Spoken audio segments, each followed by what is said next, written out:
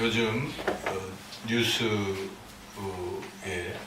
가장 많이 오르내리고 있는 것이 이 버닝썬하고 김학의 또 장자연 이것이 이제 가장 많이 오르내리고 있습니다. 여러분이 뉴스를 통해서 그 내용이 어떤 것인가는 대충 아실 것입니다. 이 세 가지 사건의 공통점은 힘 있는 사람이 약한 사람을 유린했다 그런 것이죠.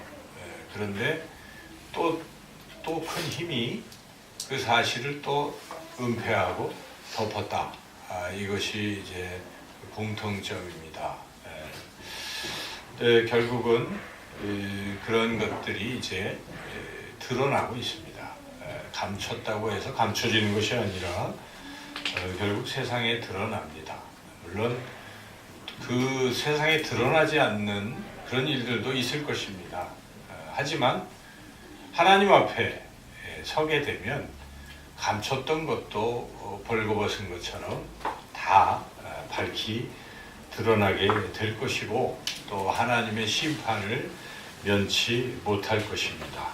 우리가 그 순간적인 어떤 쾌락 또 일시적인 은폐 이런 건 결국 심판을 받고 만다는 사실. 그래서 우리가 그런 자리에서 속히 떠나야 된다는 것을 우리가 이런 사건들을 통해서 깨닫게 됩니다. 한 달 전쯤에 제가 한번 이렇게 얼굴을 뵌 분인데 그 한 달 전쯤 그분이 갑자기 돌아가셨어요. 갑자기. 근데 퇴근을 하시면서 길에 이렇게 걷고 이제 뭐 버스를 타시려고 걸어가시고 있었는데 갑자기 그 택배 이 차가 인도로 뛰어들어와서 거기에 치여서 돌아가신 겁니다.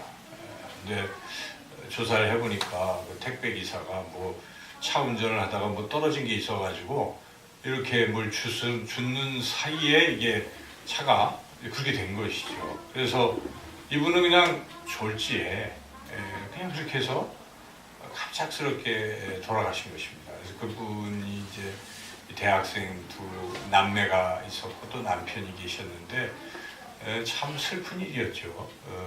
연세도 그렇게 가히 많지 않은 것인데 그렇게 갑자기 이렇게 돌아가셨다는 소식을 듣고 참 충격적이었고 너무나 갑작스럽구나 하는 생각이 들었습니다.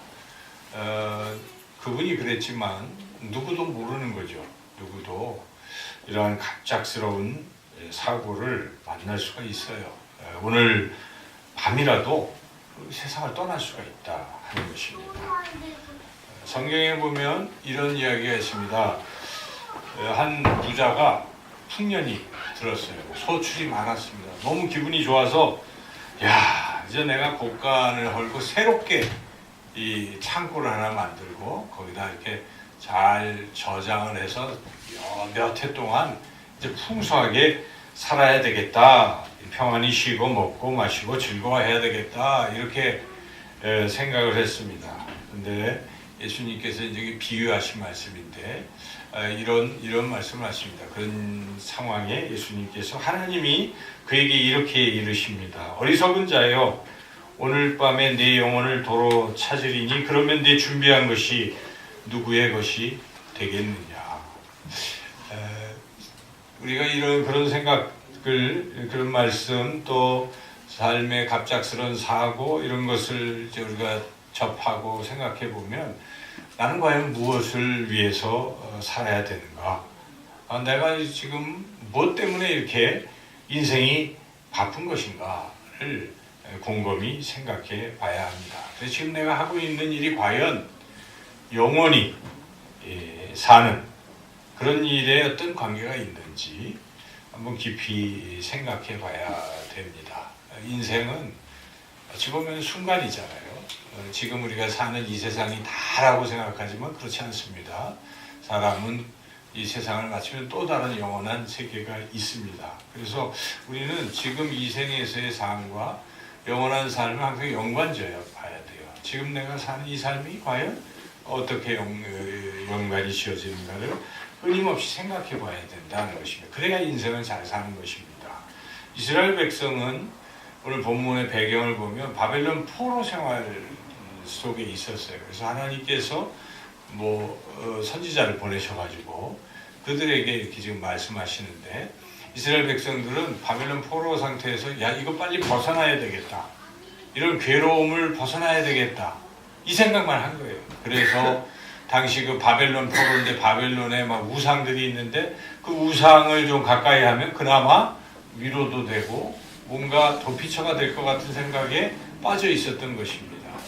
그때 하나님께서 선지자를 통해서 주시는 말씀이 오늘 본문 말씀인 것이죠. 그래서 너희들이 일시적인 어떤 도피를 위해서 벗어나려고 해도 그것이 과연 영원한 삶이 되겠느냐, 영혼과 관련이 되겠느냐 하는 그러한 말씀입니다. 그래서 이게 특별히 오늘 본문에 2절에 그런 하나님의 안타까운 마음이 잘 드러나 있는데요. 2절을 같이 한번, 2절의 상반절을 같이 한번 읽어보겠습니다. 너희가 어찌하여 양식이 아닌 것을 위하여 눈을 달아주며 배부르게 하지 못할 것을 위하여 수고하느냐. 당장 먹고 살아야 될 그것을 위해서 애쓰고 수고하고 있다는 것입니다. 그런데 그것을 영원히 사는 것과는 그리 깊은 관계가 없다는 것입니다. 그래서 우리 하나님께서는 그것보다는 영원히 사는 것을 생각하라고 말씀하시는 것이죠. 그래서 이들에게 영원히 사는 길을 알려주시려고 지금 부르고 계신 것입니다. 초청하시는 것입니다. 1절이 바로 그런 초청의, 하나님의 초청의 말씀인데 1절도 같이 한번 읽어보겠습니다. 오라 너희 모든 목마른 자들아 물로 나오라. 돈 없는 자도 오라. 너희는 와서 사 먹되 돈 없이 값없이 와서 포도주와 젖을 사라. 이렇게 세상적인 양식을 위해서, 짧은 인생을 위해서 살 것이 아니라 영원히 사는 그 길로 나오라고 하나님께서 지금 말씀하십니다. 그런데 이 영원히 사는 길은 어떤 특정인들에게만 열려 있는 게 아니라는 것이죠. 하나님은 모든 사람들에게 영원히 사는 길을 지금 열어두시고 부르고 계시다 하는 것입니다. 그래서 오늘 이 1절을 보면 여기에 목마른 자들이 아니라 앞에 뭐가 수식어가 붙어 있습니까? 모든 목마른 자, 모든 목마른 자.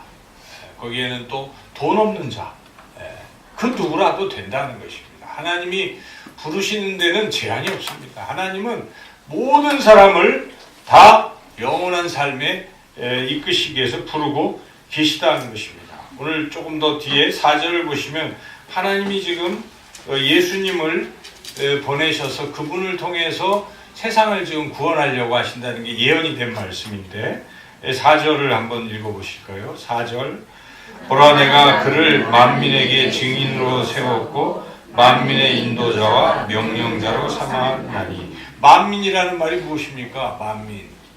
만민은 모든 사람을 가리키는 거예요. 그래서 모든 사람을 구원하시려고 하나님께서 그 아들 예수 그리스도를 이 땅에 보내셨다는 것입니다. 이스라엘 백성만 위한 것이 아닙니다. 지금 바벨론 포로에 있는 이스라엘 백성에게 주시는 말씀이지만 이 말씀은 범위가 더 확장이 되고 또 미래적으로 세상의 모든 인류를 향한 예수 그리스도의 구원의 길, 영원히 사는 길을 지금 말씀하고 있다는 것입니다. 그래서 5절에도 보라 네가 알지 못하는 나라를 내가 부를 것이며, 이렇게 하나님께서는 이스라엘 백성이 모르는 나라들까지도 예수 그리스도를 통해서 구원하시겠다 하시는 그런 영원한 삶을 지금 주시겠다고 약속하시는 것입니다. 성경은 도처에 하나님께서는 특정인만 구원하시려는 것이 아니라 모든 사람에게 구원의 기회를 주신다고 우리에게 말씀하십니다. 그래서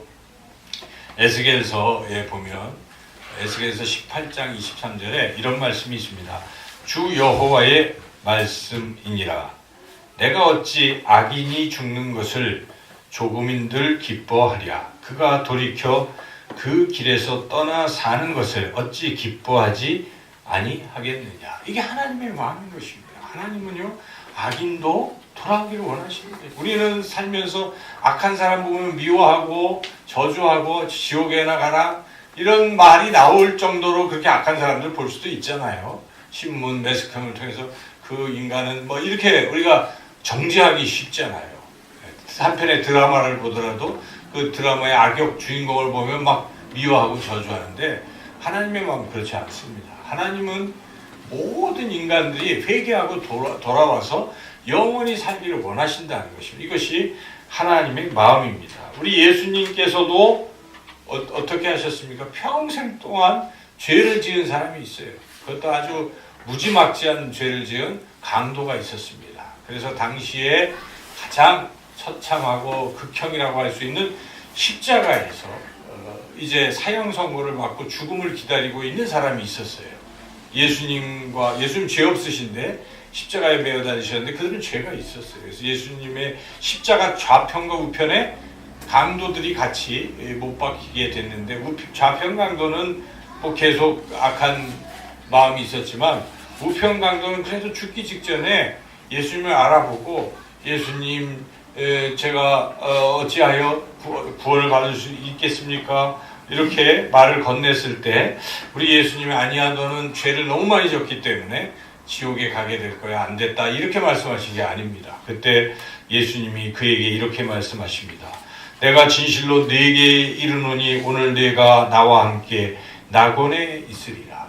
그렇게 악을 행하고 끝까지 죄를 지었더라도 그가 마지막에 돌아오면 주님은 그를 용서하시고 낙원에 인도하신다는 거죠. 이게 성경이 우리에게 가르쳐주는 진리입니다. 그래서 사도 바울은 그런 하나님의 마음 뜻을 우리에게 밝히 알려주는데, 디모데전서 2장 4절 말씀입니다. 하나님은 모든 사람이 구원을 받으며 진리를 아는 데에 이르기를 원하시느니라. 여러분이 하나님의 마음을 늘 기억하십시오.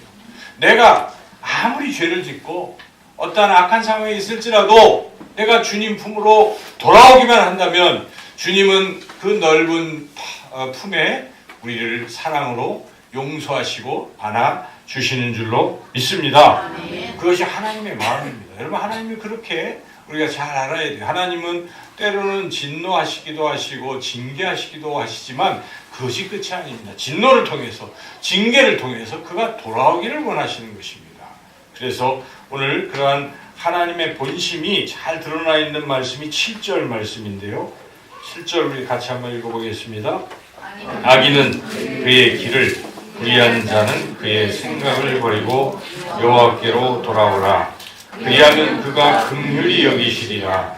우리 하나님께로 돌아오라. 그가 너그럽게 용서하시리라. 이 하나님이십니다. 여러분, 얼마나 좋습니까? 이 하나님을 믿으시고 살아가시기를 축원합니다. 그 너그러우신 하나님께서는 또한 모든 사람들에게 또 가까이 계시는 거예요. 하나님 멀리 계신 분이 아니십니다.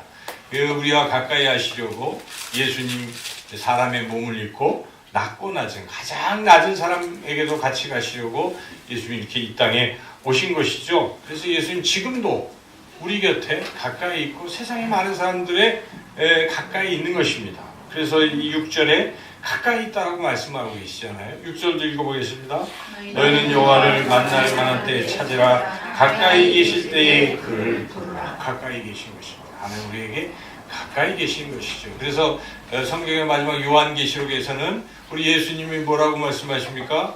내가 문 밖에 서서 두드리니 누구든지 그 문을 열면 내가 그로 더불어 먹고 마시리라. 그렇게 말씀하십니다. 지금도 우리 예수님께서는 이 땅에 오셔서 성령을 통해서 우리 사람들의 마음의 문을 좀 두드리고 계신 것입니다. 내가 너와 더불어 먹고 너와 함께 있기를 원한다라고 말씀하시는 거예요. 그래서 마음의 문을 여는 사람은 그 누구라도 주님과 함께 그와 같이 사시고 그를 하나님의 나라 천국으로 인도하여 주시는 줄로 믿습니다.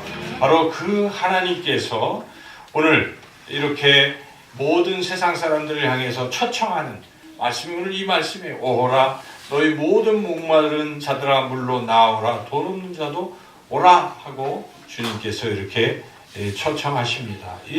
우리가 하나님을 찾아가는 게 아니에요, 사실은. 여러분, 내가 하나님을 찾아왔다라고 흔히 생각해요. 발걸음을 내가 했다. 그렇지만 나중에 알게 됩니다. 이게 다 누가 하신 것입니까? 하나님이 하신 것입니다. 하나님 내 마음의 문을 두드리시고 초청하신 것입니다. 그래서 우리가 하나님께로 이렇게 오라 하나님이 초청하신 거예요. 그래서 우리는 영원한 삶의 길에 하나님의 초청으로 이렇게 들어갈 수 있게 됐다는 것을 우리가 아시고, 내가 어떤 사람일지라도 하나님은 여전히 나를 불쌍히 여기시고 용서하시고 영원히 사는 그 길로 초청하신다는 사실을 믿으시기를 축원합니다. 근데 우리가 영원히 사는 이 길로 가려면 또 우리도 어떻게 해야 될 부분이 있어요. 주님이 찾아오시고 이렇게 하시면서 하시는 말씀, 이렇게 하라고 하시는 말씀은 우리가 해야 되는 겁니다. 첫째, 두 가지를 우리가 해야 되는데, 첫째는 하나님의 초청에 응해야 돼요. 그래서 그 초청의 자리에 나아오는 것입니다. 물론 하나님 발걸음 인도하시지만 우리가 의지적으로 하나님께 나와야 된다는 사실이죠. 오늘 1절에 나오라고 하시는 건 무엇입니까? 우리의 행동을 촉구하시는 것입니다. 그래서 우리가 하나님 앞으로 자꾸 나와야 돼요. 하나님이 가까이 계실 때도 그를 부르라는 것을 하나님이 인식하고 하나님께 가까이 나아가는 그런 액션인 것이죠. 그래서 우리가 하나님께 가까이 나아가는데 총력을 기울여야 된다는 것입니다. 혹시 그런데도 우리가 이 하나님께 나오는 일에 그동안 너무나 게으르지는 않았는가, 또는 하나님께 나아가는 일에 무관심하지는 않았는가, 또 어떤 다른 것에 내 마음을 빼앗기지는 않았는가를 우리가 한번 돌이켜봐야 되겠습니다. 혹시 그렇게 하나님께 가까이 나오는 것에 주저했다면 이걸 잘 하시면 또 가까이 나올 수가 있는데, 두 가지를 또 해야 됩니다. 첫째는 가치를 비교해 보라는 것입니다. 오늘 말씀을 보면 하나님께서 한번 비교해 보라는 것입니다. 2절과 3절은 이게 비교인데요. 2절을 다 한번 읽어보겠습니다. 너희가 어찌하여 양식이 아닌 것을 위하여 은을 달아주며 배부르게 하지 못할 것을 위하여 수고하느냐. 내게 듣고 들을지어다. 그리하면 너희가 좋은 것을 먹을 것이며 너희 자신들이 기름진 것으로 즐거움을 얻으리라. 3절, 너희는 귀를 기울이고 내게로 나와 들으라. 그리하면 너희의 영혼이 살리라. 내가 너희를 위하여 영원한 언약을 맺으리니 곧 다윗에게 허락한 확실한 은혜이니라. 그래서 두 가지를 비교하라는 것입니다. 하나는 그냥 양식, 이것은 일상적인, 일시적인 삶을 영위하기 위한 수단을 말하는 것이고, 뒤에 말하는 것은 좋은 것, 기름진 것, 또 영원히 사는 것, 영원한 언약, 이것은 영원한 것을 지금 총칭해서 말하고 있는 것입니다. 그래서 바벨론 포로로 끌려가서 다시 이들이 왕이 생기고 세우고 해서 나라를 회복하는 그런 일시적인 그게 아니라 하나님이 이들에게 주신 약속은 영원한 언약인 거거든요. 다윗을 통해서 영원토록 그 위를 계속 하겠다. 바로 예수 그리스도께서 오셔서 영원한 나라, 영원한 하나님 나라 백성으로 살게 하시겠다는 이 영원한 언약을 주신 것이죠. 그래서 영원을 생각하라는 거예요. 지금 하나님께서 선지자를 통해서 너희가 세상적인 양식을 자꾸 생각하고 있는데 그것 말고 영원한 것을 생각하라는 것입니다. 그래서 우리가 하나님께로 돌아오는 길은 다른 게 아니에요. 내가 하고 있는 것과 하나님이 내게 주실 영원한 것을 한번 비교해보라 하는 것입니다. 여러분, 지금 당장 필요한 것들이 우리에게 있을 수 있어요. 그런 세상적인 부귀도 필요하고 또 권력도 필요하고 명예도 필요하고 어떤 사람은 또 즐겨야 돼요. 그런데 그것과 예수님께서 우리에게 주시는 것을 자꾸 비교해보라는 것입니다. 예수님 우리에게는 영원한 생명을 주시고 세상에 할 수 없는 평안과 기쁨을 주십니다. 일시적인 쾌락이 아닌 것입니다. 그것은 아무도 빼앗을 수 없는 즐거움과 기쁨을 주신다는 것. 그것을 누려본 사람이 알 수 있습니다. 비록 내 처지가 나빠도 주님 안에 있으니까 왠지 모르게 그냥 담대해지고 평안해지는 것을 여러분들이 삶 가운데 느끼는 순간들이 있었을 것입니다. 바로 주님은 그런 것을 주시고, 세상적인 것은 아무리 즐거워도요, 조금 지나면 한 몇 시간만 지나면 또 잊어버려요. 그래서 다시 근심 걱정으로 돌아가는 것입니다. 어떤 사람은 근심을 잊으려고 술도 마시고 뭐 이런 쾌락적인 마약도 하고 뭐 하잖아요. 지금 뭐 어떤 재벌에 뭐 뭘 했다잖아요. 근데 그게 영원하냐 이겁니다. 그건 영원하지 않아요. 그건 일시적인 것입니다. 그런데 주님 안에 거하면 그런 것보다 훨씬 더 영원한 평안함과 기쁨과 즐거움을 얻을 수 있다는 것입니다. 여러분 두 가지를 비교를 잘 하셔야 돼요. 비교를 잘한 사람이 있습니다. 사도 바울입니다. 사도 바울은 그래서 자기가 가졌던 것들이 다 배설물로 여겨지는 거예요. 내가 오직 예수 그리스도 안에서 발견되고 주님 안에서 누리는 그것이 너무나 컸기 때문에 그는 버릴 수가 있습니다. 주님께로 돌아올 수가 있는 것입니다. 여러분 비교를 잘 하셔야 돼요. 신앙에서는 비교를 잘 하셔야 돼요. 지금 내가 추구하는 게 최고 같지만 주님이 주실 걸 자꾸 생각해 보시고 이거는 더 큰 것입니다. 현재를 자꾸 생각하는 사람은 영원한 미래를 자꾸 생각할 필요가 있어요. 그래서 사도 바울은 현재의 고난은 장차 우리에게 다가올 영광과 좋게 비교할 수 없다라고 분명히 선언하는 것입니다. 이것을 잘해야 되는 거예요. 끊임없이 땅의 것이 아니라 위의 것을 찾는 사람만이 하나님께로 자꾸 돌아가려고 하는 것입니다. 근데 이것을 비교를 못하니까 세상이 좋습니다. 세상께 더 크게 보입니다. 그러니까 하나님께 나오는 것이 별로 중요하지 않습니다. 그래서 여러분 하나님께로 가까이 나오는 비결은 비교를 잘 하시는 거예요. 이 세상 것과 하나님의 것을 잘 비교하시면 우리가 하나님께로 나오고 싶은 마음이 물밀듯 이렇게 가득 차게 될 줄로 믿습니다. 그리고 또 하나 비교할 게 있어요. 자기 생각하고 하나님의 생각을 한번 비교해 보라는 것입니다. 여러분 가진 생각과 하나님의 생각이 어떻게 차이가 납니까? 오늘 말씀 가운데에 8절 9절 그걸 말씀해 주고 있습니다. 8절 9절 읽어보겠습니다. 이는 내 생각이 너희의 생각과 다르며 내 길은 너희의 길과 다름이니라. 여호와의 말씀이니라. 이는 하늘이 땅보다 높음같이 내 길은 너희의 길보다 높으며 내 생각은 너희의 생각보다 높음이니라. 하나님이 이렇게 지금 선지자를 통해 촉구하시는 거예요. 너희들이 생각에는 이렇게 하면 될 것 같고 이렇게 하면 최고를 얻을 것 같고 하지만 그것과 내가 주려고 하는 건 차원이 다르다는 것입니다. 내 생각은 너희의 생각보다 훨씬 더 위대하고 높다는 것입니다. 여러분 우리는 우리의 상식에 의존해서 어떨 때는 막 이렇게 하면 잘 될 것 같고 어떨 때는 안절부절 못하고 막 걱정하고 그러잖아요. 근데 그 생각을 딱 내려놓고 하나님의 생각을 해보면요 믿음이 생깁니다. 걱정이 안 됩니다.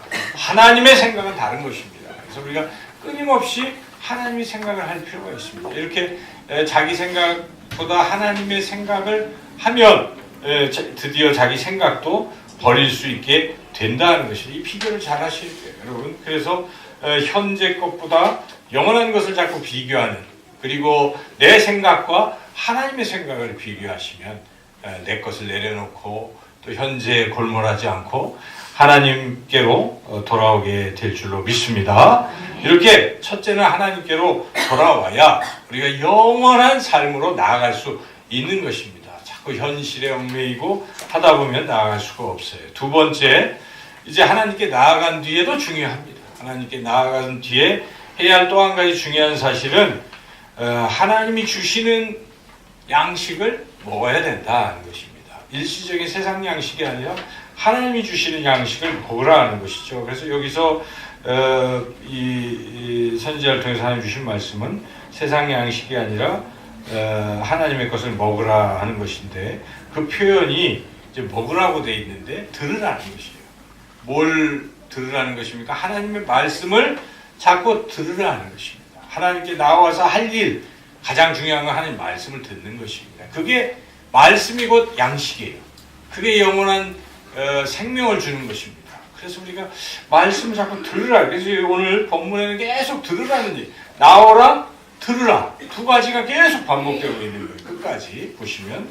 그래서 여기에 보시면 2절 중간 부분에 내게 듣고 들을지어다 그리하면 너희들이 좋은 것을 얻게 될 것이다. 3절도 너희는 귀를 기울이고 내게 나와 뭐하라고?